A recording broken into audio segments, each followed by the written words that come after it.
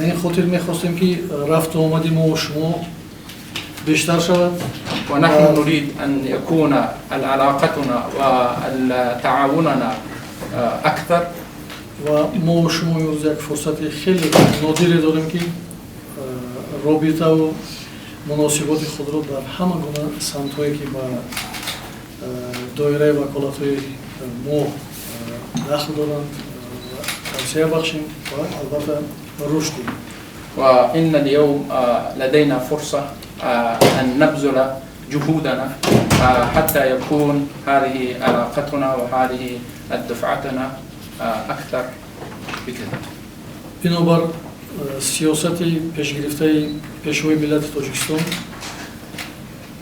پرزیدنت محترم ما محترم امام علی رحمان دولت ما امروز یک کشور بیشتر شده است، کشور امن است، کشور آرام است و روز از روز زیبایی های آن بیشتر شده ایستادن و من گمان میکنم که با حضور شما با قدم مبارک شما رفت و آمدی بین دو کشور باز هم زیادتر و بیشتر میگردد.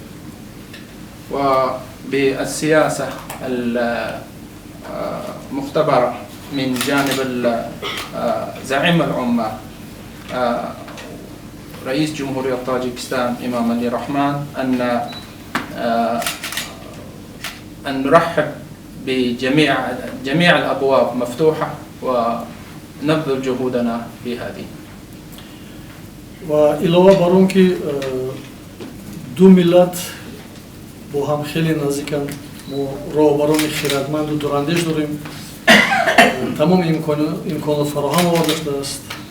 از این لحاظ ما میخواستیم که با خدوم مبارک شما امروز رابطه ها در سمت سیاحی بیشتر و زیادتر شوند و شهروندان عربستان سعودی و تاجیکستان بیشتر و هرچی زودتر آمده رفت کنیم.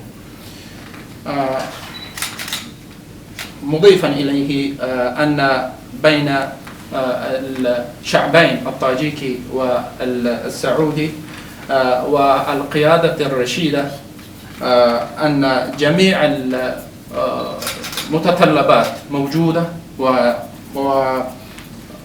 وبحضوركم وبوجودكم إن شاء الله نأمل أنه سيكون الزيارة لإخواننا السعوديين إلى جمهورية طاجيكستان أكثر في المستقبل.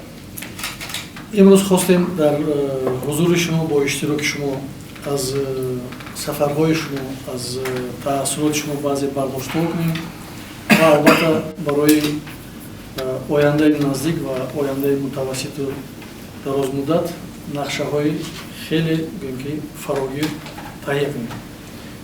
نحن نأمل أنكم أخذتم في رحلاتكم إلى المناطق الجمهورية طاجيكستان تأثرات جيدة إن شاء الله، وأنا أأمل أنه سيكون تعاوننا في المستقبل أكثر بكثير.